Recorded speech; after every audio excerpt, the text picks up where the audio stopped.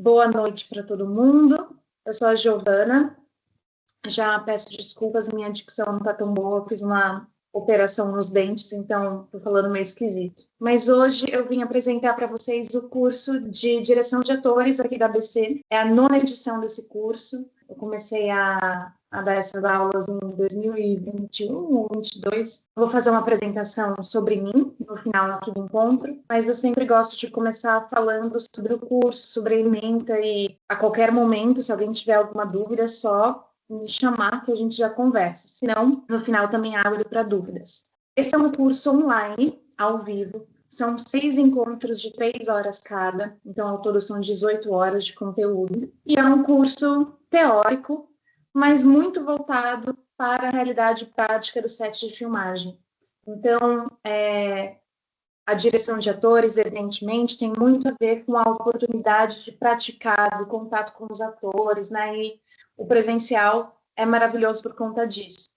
Mas eu sempre falo que o curso online tem uma vantagem muito grande, que é a oportunidade de ver e rever as aulas que ficam gravadas.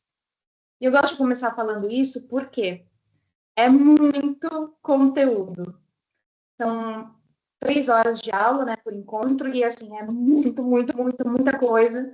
Então, os alunos sempre relatam que depois eles ficam reassistindo as aulas, né, eles estiveram na aula ao vivo, e depois eles reassistem para poder anotar novas coisas, ter novos insights, surgem novas dúvidas, enfim, aí eles escrevem para mim. Então, eu acho isso muito legal, né? Então, é uma oportunidade de você conseguir, né, ver e rever o conteúdo e aprender o máximo possível daquilo, porque é bastante coisa, né? Então, a direção de atores, geralmente quem vem procurar o curso são desde estudantes, pessoas que estão fazendo algum curso de audiovisual, uma graduação, ou que estão vindo de outras áreas, né, estão começando no audiovisual, até pessoas muito experientes, muito mesmo, né, pessoas que já dirigiram vários longas na carreira. E eu acho isso muito interessante, né, porque a direção de atores, mesmo com profissionais já consolidados, muitas vezes ainda parece um campo do desconhecido, né, do mistério, como que eu lido com os atores, né? O que é natural, porque os atores são o elemento humano ali do set, né, da imagem, do que está sendo construído. E lidar com o elemento humano, eu acho bem mais difícil do que lidar com os elementos técnicos, né, que são mais controláveis, mais objetivos, matemáticos, né? Então, administrar ali as lentes, administrar, enfim, toda a parte de movimentação da câmera, tudo isso é mais fácil da gente controlar e da gente se sentir seguro, né? Já lidar com o ser humano é uma coisa intimidadora mesmo, né? Assusta. E então a direção de atores naturalmente é uma área dentro do cinema em que as pessoas muitas vezes experientes ainda se sentem desconfortáveis, né? Ainda se sentem pisando em ovos, né? E isso também é um reflexo de uma questão de formação do cineasta brasileiro. Então, eu sempre falo que em 2010, uma pesquisadora, que é a Adriana Santos Vasconcelos, ela fez um levantamento em todos os cursos de audiovisual, cinema, rádio, TV, comunicação e multimeios, enfim, de graduação e ensino técnico de todo o Brasil, e pouquíssimos cursos tinham alguma disciplina voltada para a direção de atores. Quando tinham, era um semestre ou era junto com outras coisas, enfim, uma carga horária muito curta, né? Então, evidentemente, essa lacuna da formação vai se refletir no mercado, né? Na realidade dos sets de filmagem. Então, existe realmente esse déficit de formação no Brasil. E é uma das razões pelas quais, inclusive, vai surgir a figura do preparador de elenco no audiovisual brasileiro, para, de alguma maneira, dar conta, né, desse abismo entre a direção e os atores. Claro, direção de atores, enfim, não só no Brasil, em muitos lugares, acaba sendo uma área negligenciada, o que é uma loucura, porque são os atores que contam a história, né? você pode conseguir captar um orçamento gigantesco, pode ter acesso aos melhores equipamentos, uma produção, um valor de produção imenso, enfim. Tudo isso acaba sendo desperdiçado, vai pelo ralo, se você não tem bons atores contando aquela história, se você não consegue contribuir para que esses atores contem bem essa história, né? Vivam essa história. Então, o elemento humano, apesar de ser o mais intimidador, o mais misterioso, o mais difícil de lidar, ele é talvez, né, puxando agora a sardinha para minha área, o mais importante, né, para você ter a vida ali na tela. Então, esse curso é voltado tanto para pessoas que estão começando, quanto para os profissionais mais experientes. Pelas edições que eu dei do curso aqui, também em outros lugares, sempre vejo que acaba sendo bem enriquecedor, mesmo para quem já tem bastante horas de voo aí, né? Então, também, se você é uma pessoa que está vindo de outra área, a gente já teve advogado, engenheiro, publicitário, e tudo bem também, você não vai ficar perdido. É um curso que contempla também quem ainda não domina os jargões do audiovisual, quem ainda não teve contato com outros departamentos, você não vai ficar perdido. Então, dito isso, vamos começar a falar do conteúdo. No nosso primeiro encontro, eu gosto de fazer uma introdução, que é uma introdução histórico-teórica, né? Dentro do escopo aqui do curso da ABC, a gente vai trabalhar com uma vertente da atuação, que é a atuação realista naturalista, e que se consolidou como atuação hegemônica no cinema, enfim, como atuação para a câmera, né? E que é a de matriz stanislavskiana. Stanislavski é um mestre russo de atuação, né? Ator, diretor, teórico, pedagogo, enfim, que entrou para a história, né? Se tornou conhecido como o pai da atuação realista. A gente vai entender por que, né, esse processo histórico, por que isso se consolidou, de que forma isso se consolidou como atuação de audiovisual, né? Então, a gente trabalha dentro dessa matriz stanislavskiana, que, evidentemente, não é a única, não é o único caminho, não é nem a melhor, a mais correta para o audiovisual, não. Uma questão histórica acabou se consolidando a atuação realista naturalista como a mais utilizada quando a gente fala em cinema clássico, né?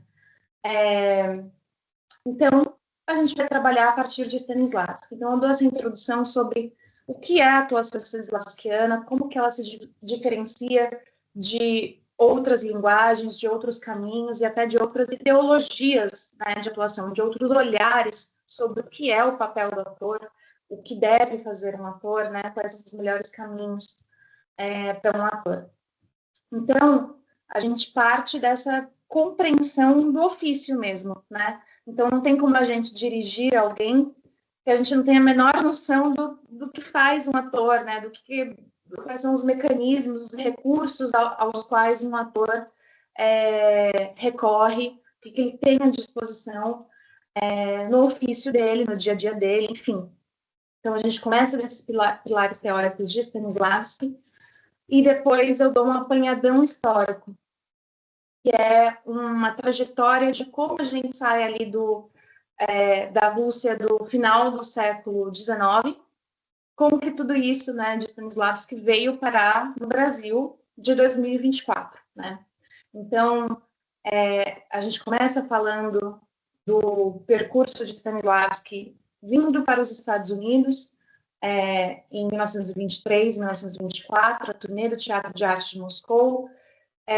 Depois falamos sobre algumas instituições que nos Estados Unidos traduziram ou reinterpretaram as ideias de Stanislavski, como isso foi se consolidando ali em Hollywood, né, nos anos 30, 40, 50 e 60. Então, a gente vai falar sobre o American Laboratory Theatre, do Richard Boleslavski, o Group Theatre, o Actors Studio, que é muito famoso, a maior parte das pessoas costumam conhecer o Actors Studio, né? E depois uma parte histórica de como tudo isso veio para o Brasil, então, principalmente através do Augusto Boal e da obra do Eugênio Kuznet. Esse apanhadão histórico, eu gosto de incluir porque dentro de uma história do cinema, né, do que eu acompanho, de graduações, enfim, parece que a questão da atuação nunca é abordada, né? Quando a gente conta, não existe uma história do cinema, né? As histórias do cinema, mas parece que a atuação nunca fez parte, né? Ela é muito, às vezes ela é citada en passant, como se fosse uma coisa que aconteceu, né? E não. Existe um percurso histórico que levou a se consolidar esse tipo de atuação para o cinema, e figuras históricas muito importantes da gente conhecer. Por quê? Para quem já ouviu falar em nomes como Lee Strasberg, Sanford Meisner, Stella Adler, já deve ter ouvido falar sobre toda uma disputa ideológica acerca de quais caminhos são mais seguros, mais éticos e mais potentes para um ator, né? Então, toda aquela polêmica em torno do uso da memória afetiva versus o uso da imaginação no trabalho do ator, né? Então, isso foi uma disputa que aconteceu 100 anos atrás e que reverbera até hoje. Ela permanece, assim, uma discussão muito acalorada até hoje, muito viva, né? Então, você tem artigos da Folha de São Paulo de 2021 discutindo isso, né? Tratando dessas questões. Então, sempre falo, os diretores, diretoras, vão se deparar com atores com uma visão própria, né, sobre toda essa discussão. Então, você precisa se familiarizar com isso, até para você formar a sua própria visão a respeito, e, e se familiarizar com essa discussão para poder dialogar com os atores, independentemente de qual viés, qual ideologia, qual linha de atuação eles se sentem mais confortáveis ou se sentem mais aptos a utilizar no trabalho deles, né? Então, é uma discussão que a gente precisa estar por dentro, né?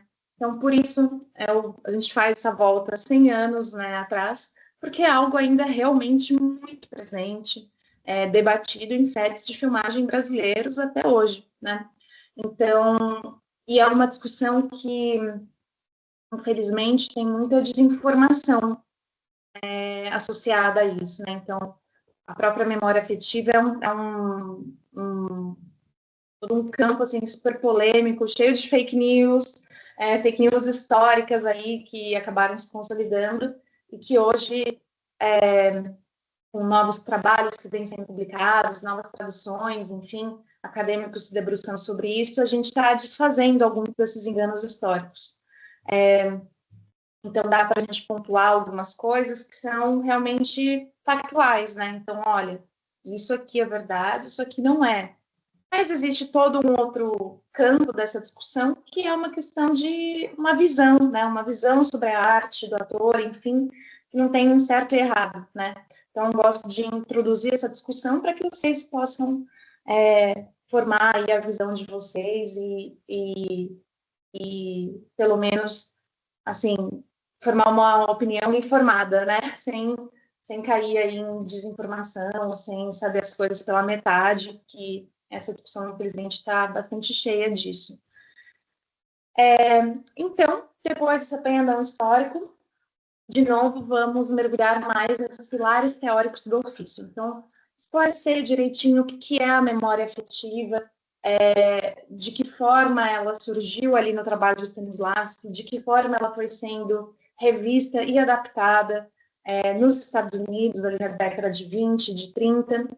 Vamos entender as diferenças entre os principais professores que se inspiraram nas ideias de Stanislavski nos Estados Unidos e criaram suas próprias técnicas, que se tornaram as técnicas mais utilizadas, né, e que mais fazem parte da formação do ator de cinema.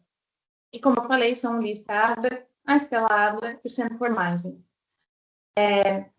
Essas técnicas são técnicas que fazem parte da formação do ator brasileiro, principalmente, assim, dos últimos 15 anos para cá, a gente tem toda uma geração de atores que estão mergulhando muito nessas técnicas aqui no Brasil, se formando a partir dessas técnicas, né, e vendo o quão potentes essas técnicas são, né, da afinidade delas com o trabalho para a câmera, né, com a natureza do trabalho para o audiovisual. Então, a gente vai entender as diferenças entre cada um deles, né, por que esse pessoal brigou entre si, basicamente os discípulos, né, e os alunos, pessoas que se formam em cada uma dessas técnicas acabam muitas vezes brigando até hoje, né? Então, vamos entender as diferenças de cada caminho. E já adianto, né, já dou esse spoiler de que, na verdade, são caminhos que têm mais coisas em comum do que diferenças. Então, eles partem de uma mesma base, que é Stanislavski, claro, e cada um vai indo por um caminho mais particular, mas a base é a mesma. São muito mais coisas em comum, então, aqui dentro do curso, eu sempre falo, né, a gente não toma partido. Eu apresento para vocês todos os caminhos, até porque, na minha visão, todos eles são muito ricos e nos ajudam muito, e ajudam muitos atores. Então, eu não acredito nunca, assim, em pontuar, e esse caminho é melhor, esse aqui está certo, esse aqui está errado. Eu acredito que a gente tem que somar, né? Então, o máximo possível, quanto mais caminhos, quanto mais ferramentas a gente conhecer, mais preparados a gente vai estar para lidar com qualquer tipo de ator, né? Então, a gente precisa conseguir saber dirigir um ator que é do time do Strasberg, saber dirigir um ator que é do time do Meisner, saber dirigir um não ator, uma pessoa que não conhece esses nomes, que nunca ouviu falar das pessoas, que não conhece essas técnicas, enfim. Então, eu não acredito nessa disputa, assim, de quem está certo e quem está errado. Acho que vocês têm que conhecer todos os caminhos e guardar para vocês aquilo que vocês acharem mais rico, que faz mais sentido para cada um de vocês, para vocês aplicarem, independentemente do ator que chegar na sua mão, né? Para você se adaptar àquele ator. E aí a gente vai formando a nossa caixinha de ferramentas, né? E, infelizmente, como a gente vai ver nessas duas primeiras aulas, essa disputa acaba muitas vezes fazendo a gente perder a oportunidade de conhecer caminhos que vão ser úteis em diferentes formatos, em diferentes linguagens. Então, às vezes, o caminho do Meisner vai ser mais útil num tipo de roteiro, às vezes o da Stella vai ser mais útil, enfim. Então, eu sempre falo isso, né, que a grandeza das ideias de Stanislavski é o que é, justamente pela diversidade de respostas que cada discípulo foi dando para as ideias originais dele, né? Então, gosto muito dessa imagem que é da Helena Vasta, uma pesquisadora russa, radicada no Brasil, que ela fala, né, que a gente tem uma árvore genealógica stanislavskiana. Então, a partir de Stanislavski vão surgindo todas essas outras figuras, esses outros professores, essas outras técnicas a partir dele, né? E todos esses caminhos são maravilhosos e vão nos ajudar muito. Então, a gente vai conhecer as diferenças e os pontos em comum entre eles, né? Depois, a gente vai começar a falar, então, como que eu uso tudo isso para dirigir os meus atores, né? Como que eu uso essa tal memória afetiva e como eu uso isso de uma maneira segura, de uma maneira ética, sem machucar ninguém, né? Sem cometer crimes, enfim. E acreditem, tem como, tá? Esse trabalho, ele pode ser muito seguro, ele pode ser muito bonito e ele pode ser muito simples. Talvez vocês vejam que vocês já usaram sem saber, em alguns, né, para quem já tem alguma experiência, é mais simples do que parece. Então, no final dessa aula, que é o segundo encontro, falo bastante sobre isso. Como é que a gente pode usar isso independentemente do ator que chegou para a gente, né? Sendo um ator que nunca trabalhou com isso, sendo inclusive um ator que não gosta, que fala, memória afetiva, não curto isso, né? Uma pessoa que chega um pouco com um preconceito. Como que você usa de uma maneira que garanta a autonomia do ator e a segurança, né, emocional dele, enfim. E tem como. E esse é o trabalho de como usar as substituições e personalizações, que vocês vão ver o que é são as ferramentas muito úteis para a gente do trabalho do Strasberg e as particularizações que são do trabalho do Maslow. Bom, vamos para o nosso terceiro encontro, que eu sempre falo que é o mais importante de todos, que é o encontro da análise de texto. Por que ele é tão importante? Quem já trabalha com audiovisual sabe que todos os departamentos têm uma análise técnica própria. O que é a análise técnica, para quem não conhece? É um documento em que a gente pega ali o roteiro e analisa o que precisa ser levantado, criado, desenvolvido para fazer aquilo sair das páginas e ganhar vida, né? Para a gente conseguir botar aquilo de pé. O assistente de direção faz análise técnica geral do filme, da série, enfim, do projeto, e cada área tem a sua própria análise técnica.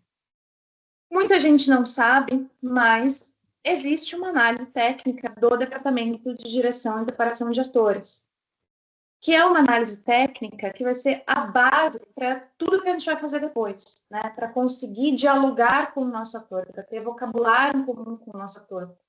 E para conseguir fazer todo tipo de ajuste possível, vai vir desse documento. E a análise técnica da direção de atores é uma análise de texto, uma análise de roteiro. Então, existem vários tipos de análise de texto disponíveis, né, na indústria, enfim, e os atores aprendem a fazer, né, análise de texto, e cada técnica de atuação costuma dar um tipo de análise diferente, né? Então, a análise do Meisner é de um jeito, do Strasberg é de outro, da Stella de outro, da Ivana Chubbuck de outro, e por aí vai. Eu montei uma análise de texto que contempla, que traz elementos de diferentes técnicas, nesse espírito de tentar tornar em algo mais universal, né? Então, nessas diferentes técnicas, tem muitos elementos que são a mesma coisa, porém com nomes diferentes. Então, quando a gente aprender análise de texto, tem um dos tópicos da análise de texto é a necessidade do personagem. A necessidade é o nome que o Strasberg, que dentro do método de Lee Strasberg, é o nome que ele dá. Necessidade é equivalente ao super objetivo em Stanislavski, ou a super tarefa, dependendo da tradução. Também é equivalente ao objetivo geral dentro da técnica de Ivana Chubbuck. Enfim, então, nessa aula eu sempre passo os diferentes nomes com os quais um mesmo conceito pode se apresentar para você. Então, se um ator chegar te perguntando, mas qual que é o objetivo geral, né? Você vai saber do que ele está falando, né? Mesmo que você utilize um outro nome, você vai saber. Quando você domina o conceito, você consegue reconhecer esse conceito, não importa com qual nome ele se apresente para você, né?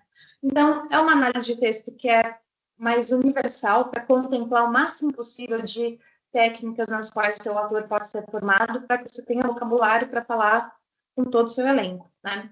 Então, os conceitos que a gente vai ver nessa análise técnica são as circunstâncias, a necessidade, objetivo, as unidades de ação, né, que são os bits, para quem de roteiro conhece, mas é um pouquinho diferente dentro da direção de atores.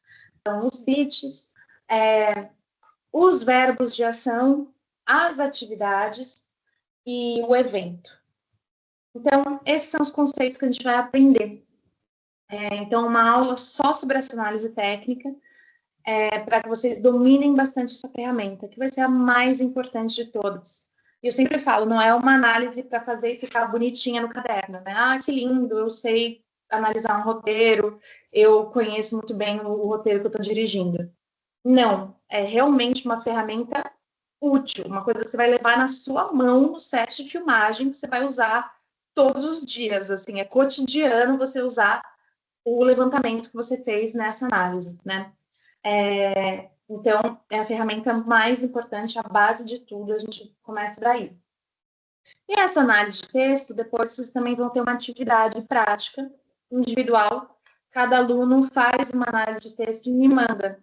Evidentemente, não é obrigatório, né? Não tem nota, mas sempre recomendo muito que os alunos façam, porque aí cada um me manda no seu tempo, tem gente que manda depois que o curso acaba, e tudo bem. E aí eu leio, enfim, depois eu dou um feedback e geralmente fazem uma nova versão e me mandam, né? E tem um salto gigantesco da primeira versão para a segunda versão, né? Então, praticar essa análise de texto é muito importante. E então, é uma atividade individual, e vocês podem me mandar depois do curso, eu dou um feedback, enfim, mando 1000 áudios no WhatsApp, enfim, a gente vai conversando, e os alunos vão refazendo a análise para entender, né, o que eles poderiam melhorar, o que seria melhor para eles, o que seria mais útil para eles dirigirem os atores, né? Então, a gente tem essa atividade. Bom, aí vamos para a nossa quarta aula, que é a aula sobre direção de resultado.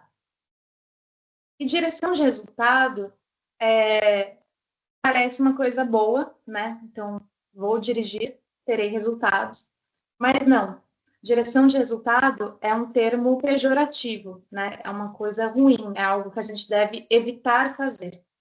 O que é a direção de resultado? E essa aula é muito baseada na obra da Judith Weston, que, para quem não conhece, eu recomendo muito. Judith Weston é uma professora estadunidense, né, de direção de atores, e é, assim, padrão ouro da direção de atores no mundo, né? Ela escreveu o que eu considero o melhor livro didático da área, que infelizmente só tem em inglês. Eu tenho muito plano de traduzir. Vamos ver se eu consigo. Porque, enfim, é um livro maravilhoso, fundamental, que é o Directing Actors. Então, para quem lê em inglês, recomendo muito que compre o livro da Judith. E também tem versão audiobook. Então, quem entende inglês também pode ouvir no Spotify, no Deezer, enfim, vale muito a pena. Bom, então, voltando. Direção de resultado, né? Então, é um termo pejorativo, é algo que a gente deve evitar fazer. O que é a direção de resultado? É toda e qualquer orientação que a gente dá para o nosso ator que pede dele um resultado externo, uma forma, ao invés de dar um caminho para que ele chegue ele mesmo organicamente naquele resultado. Como assim? Exemplos práticos. Um tipo de direção de resultado muito comum é o chamado line reading, né? Leitura de fala, que é quando a gente dá para o ator a entonação de uma fala para que ele copie, né? Então a gente fala, aqui é tipo assim, nananana, nananana, e aí pede para o ator copiar.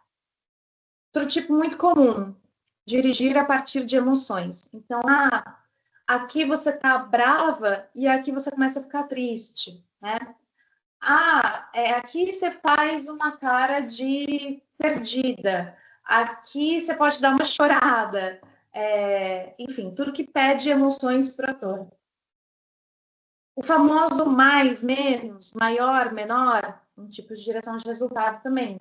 Dirigir a partir de adjetivos, né? Então, aqui você pode ser bem babaca, ou seu personagem é um cara arrogante, você é uma mulher fútil, mimada, metida, enfim, guiar o ator a partir desses adjetivos, né? Então, talvez vocês que estejam aqui ou que vão ouvir depois dessa aula estejam falando, putz, já fiz tudo isso, estou fazendo tudo errado, meu Deus. Tá tudo bem, não se preocupem, é normal. Todo mundo que começa a dirigir atores começa por aí. E para quem trabalha, enfim, com certeza já viu isso sendo feito em sets de filmagem grandes, profissionais, enfim. Mesmo grandes diretores acabam fazendo direção de resultado, né? E geralmente as pessoas dizem, não pode fazer isso. E não explicam por quê. Aqui, não se preocupem, a gente vai ponto a ponto, né? Vamos falar de cada tipo de direção de resultado, por que a gente deve evitar, né? Qual que é o risco de fazer esse tipo de direção, por que ela pode ser contraproducente para você, né? Por que ela pode te atrapalhar. Então, a gente vai ver isso em cada tipo de direção de resultado e também o que eu faço no lugar, né? Então, se eu não posso falar para o ator ficar mais bravo, que eu tenho que falar no lugar, né? Qual é a alternativa para isso? Então, não se preocupem que a gente vai falar das alternativas para todos os tipos de direção de resultado.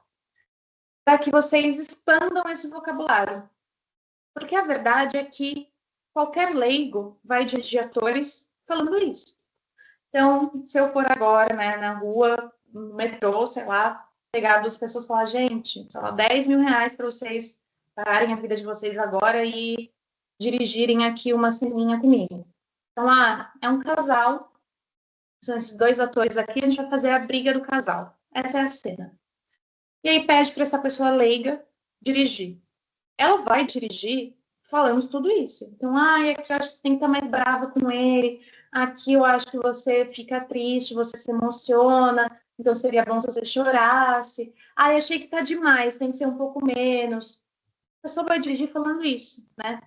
Só que, se queremos ser diretoras, diretores, nosso vocabulário tem que ser maior e melhor do que isso, do que um leigo falaria para um ator, né? Então, a gente precisa expandir esse vocabulário e saber qual que é o efeito, possível efeito negativo de falar isso para um ator, né? Porque se grandes diretores usam, qual que é o problema de eu usar também? Então, X da questão aqui, bons atores que tiveram uma formação, ou atores com muitas horas de voo, né, muita experiência, aprendem a traduzir direção de resultado. Então, se você faz direção de resultado com esse ator, ele vai traduzir o que você falou para a linguagem que seria a melhor para ele, para a linguagem que mais ajudaria ele. E aí ele consegue fazer o que ele tem que fazer e o dano não é grande, né? A gente não tem grandes consequências. Mas eu sempre falo que é meio chato que a gente tenha que ser traduzido, né, pelos nossos atores. O ideal, que eu acho que todo mundo quer, é que, assim, nosso ator vá super bem, né, ganhe muitos prêmios pelo nosso filme e que não seja assim, putz, fulano foi muito bem, apesar da minha direção, né? A gente quer que o ator vá lá e, assim, nossa, muito obrigada para essa diretora, porque graças a ela, meu trabalho melhorou, né? Então, assim, a gente quer que os nossos atores vão bem por causa da nossa direção, né? Por conta da nossa contribuição, da nossa colaboração com o trabalho dele, né? Então, o ideal é que a gente não precise ser traduzido, né? E fora que nem sempre vamos trabalhar com grandes atores, com atores experientes que vão ter essa habilidade de tradução, né? E aí o dano pode ser muito grande, aí o risco de fazer direção de resultado é muito grande, principalmente se estamos falando em atuação realista, naturalista, né? Então, é uma aula para a gente entender tudo isso. Quais são as alternativas? O que eu tenho de recurso para evitar ao máximo usar a direção de resultado? Nesse mesmo encontro, a gente também fala sobre um outro tema muito importante, que parece uma coisa, isso é uma coisa menor, uma coisa boba, mas não. Eu acho que é assim, 50% do trabalho da direção de atores está aí, que é como criar um ambiente seguro para os atores e como estabelecer uma relação de confiança entre direção e elenco. Então, seus atores precisam confiar em você, né? Essa relação direção e elenco tem formas da gente construir uma relação muito frutífera e tem pequenas coisas, detalhes, ações pequenas que podem acabar estragando isso e tornando muito difícil o seu trabalho de dirigir os seus atores, né? Seus atores vão acabar se autodirigindo porque eles não confiam de verdade na sua direção. Então, a gente vai falar bastante sobre isso. E são coisas desde o óbvio, né? E, infelizmente, o óbvio precisa ser dito, porque a verdade é que, muitas vezes, coisas básicas são negligenciadas em set de filmagem. Então, a gente vai desde essa parte do óbvio precisa ser dito, até algumas coisas mais específicas e que parecem pequenas, parecem detalhes, mas que fazem muita diferença. Então, eu sempre falo, a diferença entre um diretor ok e um grande diretor de atores mora nos detalhes. É uma somatória de pequenos detalhes que te tornam diferenciado. Vão fazer todos os atores falarem, putz, essa pessoa é sensacional. Trabalhar com essa pessoa me traz segurança, me ajuda no meu trabalho, né? Então, é nesses detalhes que mora essa diferença para que você se torne um bom diretor de atores, né? De verdade. Então, uma aula bastante sobre isso. E também, eu gosto de falar que se consolidou um pouco a ideia de que um grande ator, um bom ator, é uma pessoa que é capaz de entregar um ótimo resultado, mesmo num ambiente de set ruim, né? Num ambiente hostil. Então, se o ator é bom mesmo, ele se vira, não precisa me preocupar com isso, né? Isso é verdade em partes, porque, de fato, uma das habilidades que um ator aprende, né, ao longo da carreira, quanto mais experiências ele vai tendo, é de criar essa bolha de proteção em torno dele e realmente conseguir ali manter uma concentração, uma sutileza, uma delicadeza, uma sensibilidade no trabalho, mesmo se o caos estiver acontecendo ao redor, né, se estiver tudo errado. Então, de fato, isso é uma habilidade que um ator vai desenvolvendo. Mas a verdade é que você pode ter o melhor elenco do mundo, um elenco assim de atores super reconhecidos, experientes, premiados, enfim. Se você não cria um ambiente seguro e propício para o trabalho desse elenco, pode ser que, ok, eles vão conseguir entregar um ótimo resultado porque eles são grandes artistas, grandes profissionais. Mas saiba que você vai ter uma queda de resultado. Então, se você tem um elenco que te entregaria, digamos assim, nota 1000 de atuação, esse elenco vai cair para uma nota 900 num ambiente ruim, né? 900 continua sendo uma coisa extraordinária, maravilhosa, enfim. Mas saiba que você não vai ter a plenitude do que aquele artista poderia te entregar se a gente tivesse tido o cuidado de manter um ambiente seguro para eles, né? E se você tem um elenco já mais ou menos, digamos assim, né, um elenco de pessoas mais iniciantes que estão começando, enfim, ou de não atores também, aí o efeito de um set ruim pode ser bem devastador, né? Então, aquele artista te entregaria nível 100, talvez o resultado dele vai cair para nível 50, né? Tentando jogar em números aqui, uma coisa que não é quantificável, claro. Mas, e aí 50 já é uma coisa que vai chamar a atenção de quem estiver vendo seu filme, falar, putz, esse ator é muito ruim, nossa, essa cena tá muito ruim, a atuação tá vergonhosa, putz, né? Então, aí se torna um problema bem mais grave, claro. Mas é isso. Manter o ambiente seguro, estabelecer uma relação de confiança entre direção e elenco, vai ser determinante, não importa com qual tipo de atores você esteja trabalhando, com grandes estrelas ou com não atores ou com jovens iniciantes, sempre vai ter um efeito negativo se você negligencia isso, e sempre vai ter um efeito muito positivo se você se atenta, se dedica a pensar isso e a manter esse set propício para o trabalho do ator. Então, a gente fala bastante sobre isso. Bom, vamos agora para o nosso quinto encontro. No quinto encontro, a gente vai começar a falar de exercícios que vocês podem aplicar com seus atores. Então, são exercícios de preparação de elenco, né? E considerando que você seja a diretora ou o diretor de um projeto, pode ser que você tenha um preparador ou não, né? Se você não tiver um preparador, quem vai cuidar dos atores na pré, né, na fase de pré-produção, vai ser você. Então, são exercícios que você pode aplicar, não precisa ser um preparador de elenco para aplicar. E são exercícios que são universais, no sentido de que eles se aplicam a projetos muito diferentes, né, roteiros, dramaturgias muito diversos. Então, aprendendo o exercício, você pode aplicar isso numa comédia romântica, num drama familiar, num filme suspense, num thriller, enfim, se aplica a muitas situações, muitas dramaturgias, muitos roteiros, e também no Universais, do ponto de vista de que o ator que você está preparando e dirigindo não precisa ser formado em nenhuma técnica específica para aquele exercício poder ser aplicado, para aquele exercício funcionar com ele.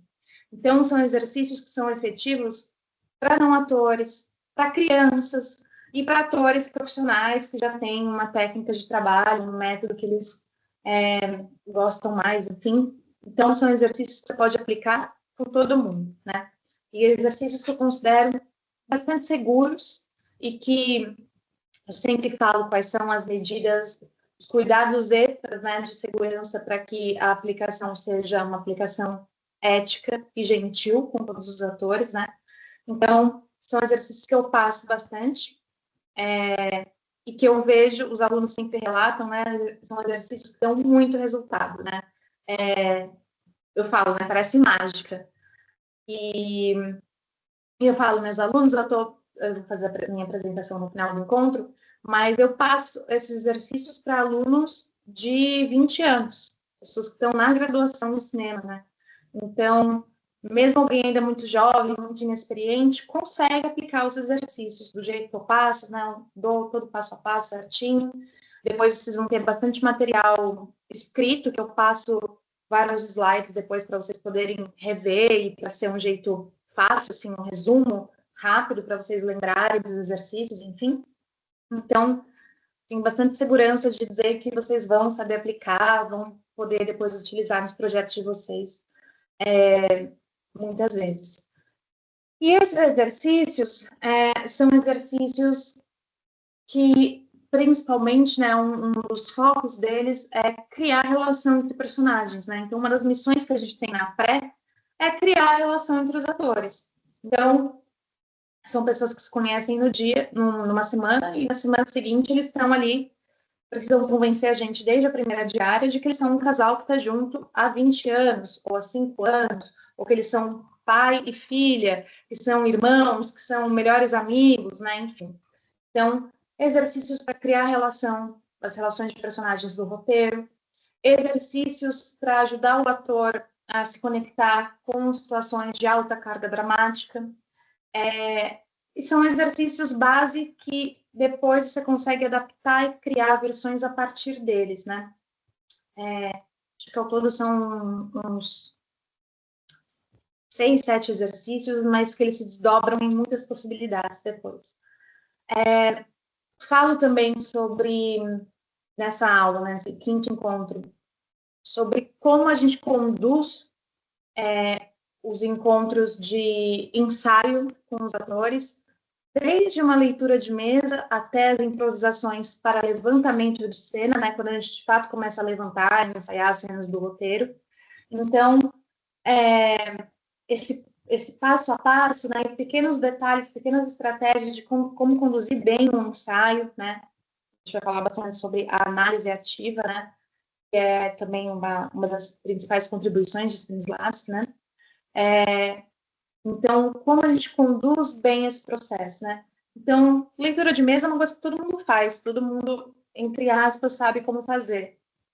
Mas tem formas e formas de conduzir uma leitura de mesa, né? Tem formas contraproducentes e tem formas mais ricas depois que vão nos ajudar a dirigir nossos atores. Então, a gente vai desde a leitura de mesa até o levantamento de cenas, a forma de ensaiar, né?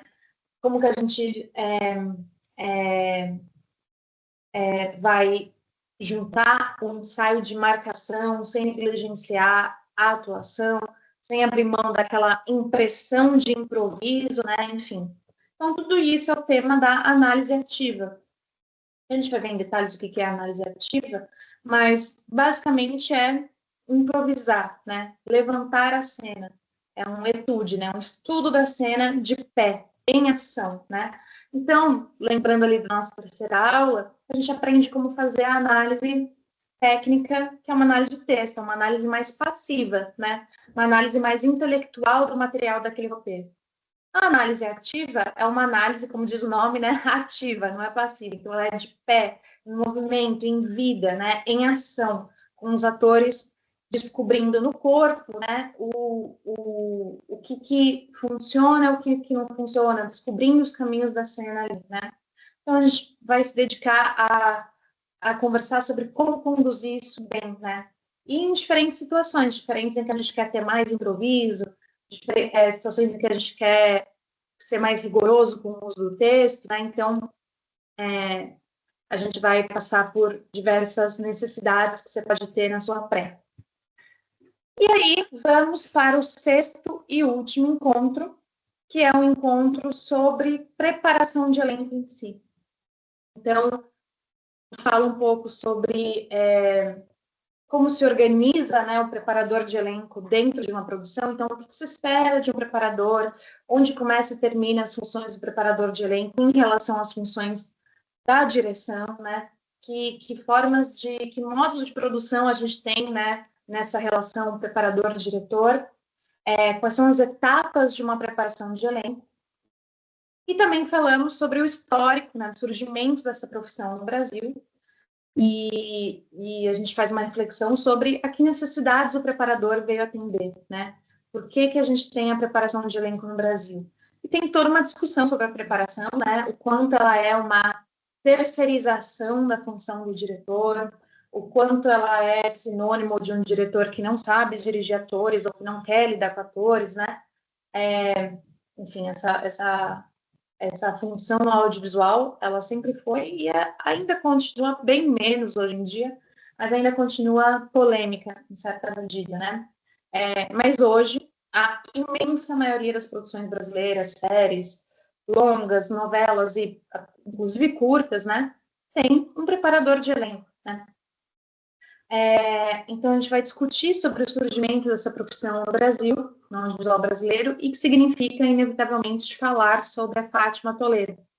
A Fátima, imagino que talvez alguns aqui conheçam, tenham ouvido falar, ela foi a primeira preparadora e além da pioneira nessa função, ela é até hoje, talvez, a mais importante, que participou de grandes títulos do cinema brasileiro, filmes importantíssimos, e que talvez tenha sido a pessoa que mais trabalhou, né? Que mais, e até hoje, né, que mais trabalha, que está sempre em atividade, mas é uma figura extremamente controversa, né? Então, envolvida em denúncias, né, de assédio moral, enfim, né, de uma condução antiética do trabalho com os atores. Então, a gente vai falar bastante sobre isso, né, sobre essas polêmicas todas, enfim, em torno da preparação de elenco, e como que a gente pode evitar cair nisso, né, evitar que o ator se machuque de alguma maneira, né, fisicamente, emocionalmente, enfim.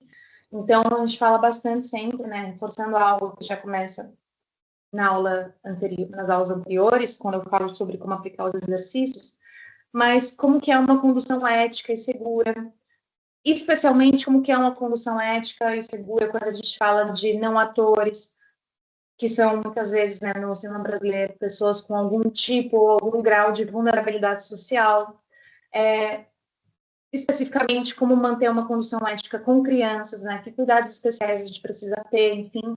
Então, a gente vai falar sobre tudo isso, né, esses cuidados para que a gente tenha uma condução gentil com os nossos atores. E é uma discussão ética e estética com a qual qualquer um que queira ser diretor, diretora, precisa se familiarizar.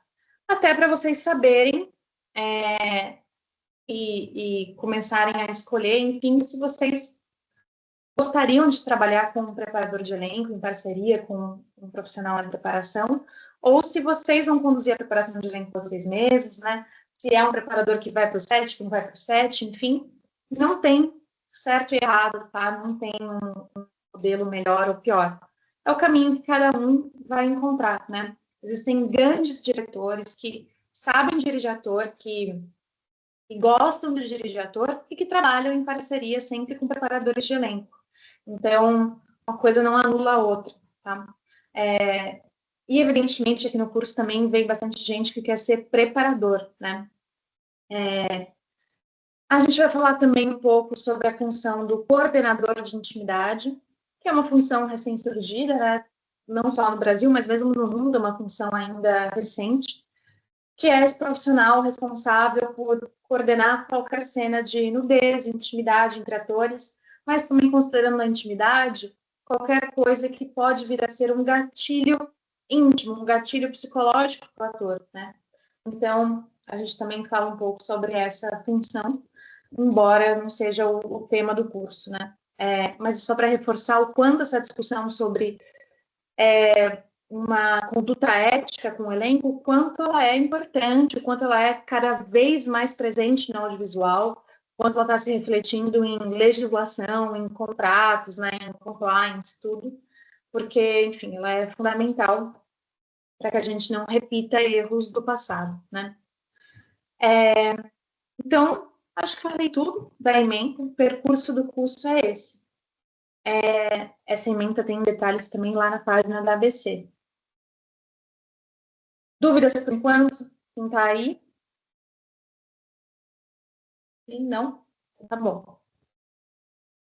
Quer falar, Marcelo, ou não? Você fez assim com a mão ou não? Tudo certo, sem dúvidas. Tá bom. Alô? Se surgir também qualquer outra dúvida, vocês podem sempre me escrever, mandar mensagem no Instagram, enfim, que não tem problema nenhum. Também para quem está assistindo depois, podem me escrever, geralmente o pessoal me manda mensagem. Bom, o que mais que preciso avisar vocês? Sobre o curso. Como eu falei, as aulas são ao vivo, são aulas de 3 horas. 3 horas é bastante tempo para ficar no computador? Mas com todas as edições que eu já dei do curso, eu posso falar com segurança. O tempo passa rápido, é uma aula dinâmica, é uma aula que dá para ficar essas 3 horas tranquilamente, né? E é uma aula, como eu falei, com muito, muito, muito, muito conteúdo. Então, é maravilhoso que seja online, porque é gravado e você vai poder ver e rever isso quantas vezes você quiser para aprender coisas novas, chegar a novas dúvidas, chegar a novos insights. Então, isso que é muito legal. Os alunos precisam estar presencialmente em 75% das aulas para obter o certificado. Mas para casos específicos, para quem está em outro fuso horário, né, que às vezes tem alunos que estão em outros países, enfim, a ABC tem algumas formas de tentar sanar isso para não deixar esses alunos sem certificado, né, alunos que acompanharem as aulas por gravação depois. Então, depois vocês se informam, quem estiver ouvindo isso, se esse for o seu caso, não se preocupe que a gente tem opções para você.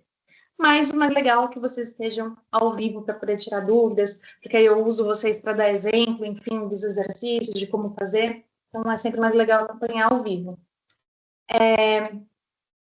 As aulas depois ficam gravadas e eu sempre coloco no mesmo, né, aqui na plataforma do Teams, junto com as gravações, vocês têm acesso a um material, que, como eu falei, são resumos de aula.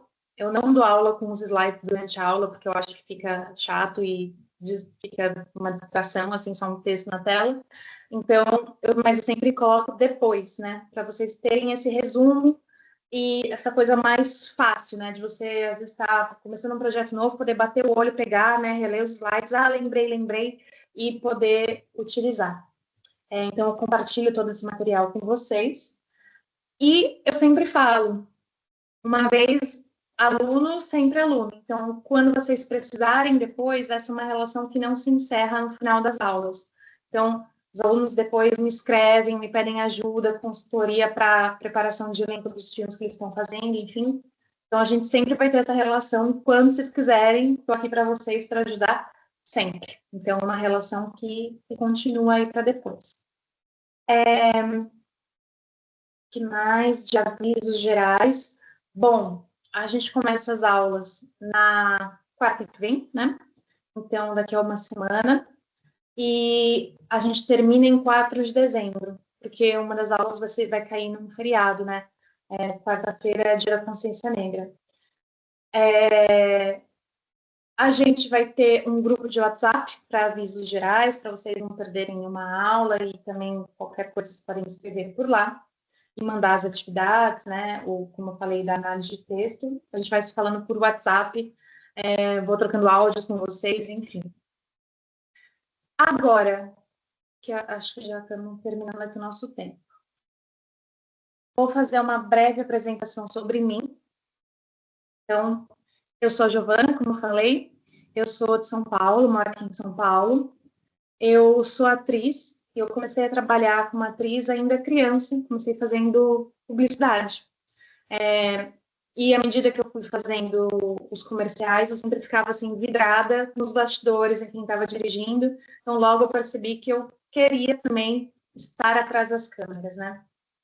Então, eu me formei como atriz no Sena Helena, que é uma escola, uma graduação bem tradicional aqui de São Paulo. Para quem é do Rio, o equivalente seria o Macau, ou tablado, enfim. E me formei em cinema, fiz a graduação em cinema na FAAP, aqui em São Paulo. E no cinema eu sempre era jogada para lidar com os atores, né? Então, eu sempre fazia a produção de elenco, a preparação de elenco. Quem é ator geralmente é sempre jogado, né, nessas funções. E eu comecei a perceber que esse ponto, né, de essa união entre as minhas duas formações era a preparação de elenco, a direção de atores. Então, comecei a me dedicar a essa área. Nunca parei de atuar, então sempre estou trabalhando em teatro, em audiovisual, dramaturgia, enfim. E comecei a me interessar pela carreira acadêmica. Então, quando eu fui para a carreira acadêmica, eu fui estudar a preparação de atores para o audiovisual. Então, fiz mestrado na UFRJ, no programa de Artes da Cena.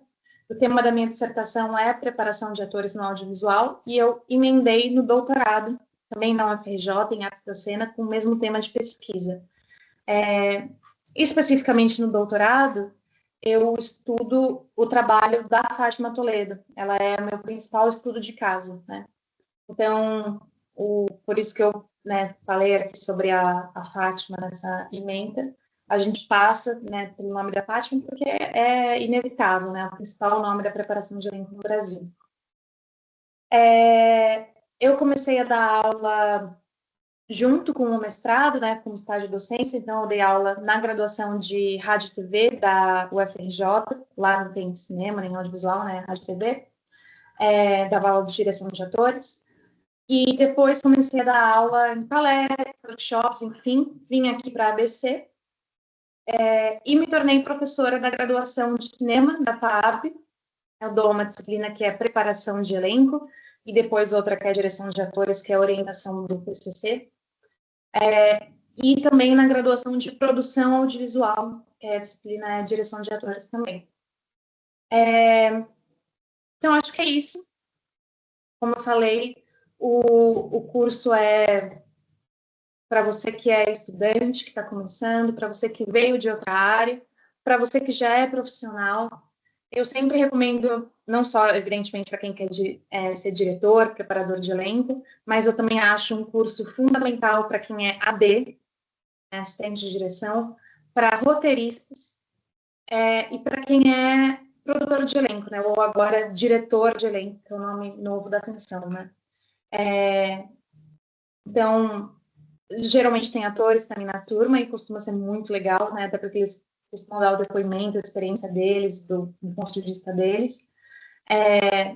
E é muito, muito enriquecedora essa troca entre pessoas que estão começando, pessoas mais experientes. E o legal também do online é que são pessoas de todo o Brasil, né? Então, a relação que a gente vai criando aqui, a troca que a gente vai criando de experiências, de histórias, é sempre muito legal.